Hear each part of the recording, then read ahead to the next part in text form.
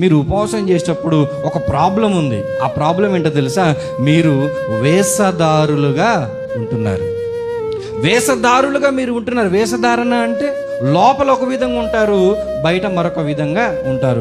భక్తి ప్రదర్శనలు మీరు చేస్తూ ఉన్నారు. ఉపవాసాన్ని మీరు వేషధారణగా మార్చేశారు. మీరు ఎలా ఉంటున్నారు ఆ సమయంలో అంటే, మీరు దుఃఖముక్కులై ఉండి నేను చేస్తున్న ఉపవాసం ఎవరికి తెలియాలంటే మనుషులకు తెలియాలి. అమ్మా నేను ఉపవాసం ఉంటున్నాను, అది మీకు తెలియాలంటే నేను ఎలా ఉండాలి? వికారంగా ఉండాలి, నీరసంగా ఉండాలి, అయ్య బాబు రేపేమో చచ్చిపోతున్న విధంగా ఉండాలి. అలా ఉన్నప్పుడు మీరు ఏమనుకుంటారంటే, అయ్య బాబు అశోక్ గారు ఉపవాసం చేసేస్తున్నారండి. ఇప్పుడు ఒకవేళ నా బహిరంగ ప్రదర్శనను బట్టి నేను ఉపవాసం చేస్తున్నానని ఒకవేళ మీరు గుర్తించే స్థితిలో నేను ప్రవర్తిస్తుంటే, ప్రభువు అంటున్నాడు, అయ్యా నువ్వు వేషధారిగా నువ్వు ఉన్నావు. మీరు ఉపవాసం చేసేటప్పుడు ఎలా ఉండకూడదు అంటే వేషధారులుగా మీరు ఉండకూడదు. ఈ